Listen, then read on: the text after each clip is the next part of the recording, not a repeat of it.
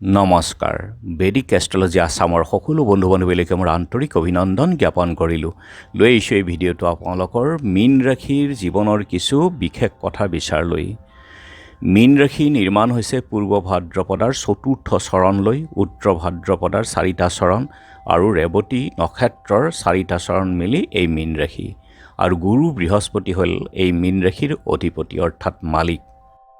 নক্ষত্ৰৰ চৰণৰ ওপৰত নিৰ্ভৰ কৰি জন্মজাতকৰ নামৰ আদ্য আখৰ দন্ত্য ড দীৰ্ঘকাৰে দি দন্ত্য ড দীৰ্ঘকাৰে দু দন্ত্য থ ভ জ দন্ত্য ড টেকাৰে দে দন্ত্য ড টকাৰে দো প্ৰথম ছ টকাৰে চা প্ৰথম ছ দীৰ্ঘকাৰে চি এই আদ্য আখৰেৰে তেওঁলোকৰ নাম নিৰ্ণয় কৰা হয়। মীন ৰাশিৰ জন্মজাতকসকল অত্যন্ত সাহসী কৰ্মঠ আৰু অতি কাৰ্যদক্ষ হোৱা দেখা যায়। তেওঁলোক সাধাৰণতে ধীৰ স্থিৰ মাৰ্জিত ৰুচি সম্পন্ন কুলশ্ৰেষ্ঠ বন্ধু বান্ধৱৰ প্ৰতি অতি প্ৰিয় সুন্দৰ বক্তা ধনপতি বুদ্ধিমান বাকপটু পৰহিতৈষী স্বাধীনতাকামী পূজনীয় তীৰ্থসেৱী সুখী ভোগী কামিক মধ্যম স্বাস্থ্যৰ উদাৰ মানসিকতা সাহিত্য বিজ্ঞান দৰ্শনৰ প্ৰতি অনুৰাগী আৰু বিলাসপ্ৰিয় হোৱা দেখা যায়। মীন ৰাশিৰ জাত ব্যক্তিৰ মৃদুভাষী চঞ্চল মাননীয় সৎকৰ্মশীল বিনয়ী ভোগী আৰু দয়াৱান হয়। জীৱনটো মধ্যভাগৰ পৰা অৰ্থ উপাৰ্জন কৰে আৰু অতি দক্ষতাৰে জীৱন নিৰ্বাহ কৰিবলৈ সক্ষম হয়।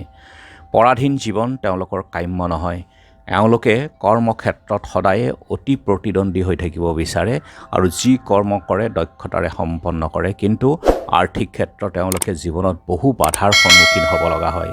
তথাপি নিজ প্ৰতিভাৰ ফলত লক্ষ্যত উপনীত হ'ব পাৰে। ভাবুক তথা কোমল হৃদয়ৰ হোৱাৰ বাবে আনক বিশ্বাস কৰি জীৱনত ঠগ খাব লগা হয়।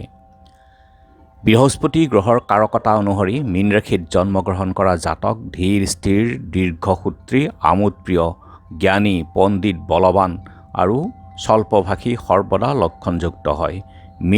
মীন ৰাশিৰ জাতিকা পণ্ডিত প্ৰিয় বন্ধু বান্ধৱৰ হিতকাৰণী সুন্দৰ চক্ষু আৰু কেশ বিশিষ্টা কল্পনাবিলাসী দেৱোদ্দিজ বক্তা হয়। আৰু মীন ৰাশিৰ জাত ব্যক্তিৰ বাবে চন্দ্ৰ মংগল শুভ গ্ৰহ, ৰবি বুধ শুক্ৰ শনি কিন্তু অশুভ গ্ৰহ। মাৰক গ্ৰহ হ'ল তেওঁলোকৰ কাৰণে শনি। গতিকে শনিৰ মহাদশা অন্তৰ্দশাত তেওঁলোকে জ্যোতিষীয় প্ৰতিকাৰ কৰাটো উচিত। আৰু তেওঁলোকৰ জীৱনত হালধীয়া ৰংটো হ'ল অতি শুভ আৰু শুভ সংখ্যা 3। বৃহস্পতিবাৰটো তেওঁলোকৰ শুভ আৰু চ'ত মাহটো তেওঁলোকৰ কাৰণে অতি শুভ বছৰৰ। মীন ৰাশিৰ প্ৰথম চৰণত জন্মজাতক ধনৱান হয়, দ্বিতীয় চৰণত কাল জ্ঞানহীন, তৃতীয় চৰণত লম্পট, চতুৰ্থ চৰণত ধনৱান, পঞ্চম চৰণত চোৰ প্ৰবৃত্তিৰ আৰু ষষ্ঠ চৰণত কপট ভাৱ আৰু সপ্তম চৰণত নিৰ্ধনী, অষ্টম চৰণত ভাগ্যৱান, নৱম চৰণত ক্লেশহীন হয়। জন্মৰ পৰা 18 আৰু 33 বছৰ বয়সত তেওঁলোকৰ যথেষ্ট কষ্ট সময় হয়। ৰোগ অল্প মৃত্যুৰ ভয় থাকে। আৰু চন্দ্ৰৰ ওপৰত যদি কোনো শুভ গ্ৰহৰ দৃষ্টি থাকে তেনেহ'লে 61 বছৰ বয়সলৈকে তেওঁলোকে জীৱন লাভ কৰে। মাঘ মাহৰ শুক্লপক্ষৰ দ্বাদশী তিথি বৃহস্পতিবাৰে পুনৰ্বসু নক্ষত্ৰত ৰাতিপুৱা সময়ৰ ভিতৰত তেওঁলোকৰ দেহ ত্যাগ হয়। আৰু এই অশুভ দিন বা বৰ্ষ বা মাহসমূহত আৰম্ভণিতে ঘৰত পূজা পাঠ অথবা ভকত সেৱা নাম কীৰ্তন কৰাই এই অশুভ প্ৰভাৱৰ পৰা তেওঁলোকে মুক্ত হৈ থাকিব পাৰে। ধন্যবাদ।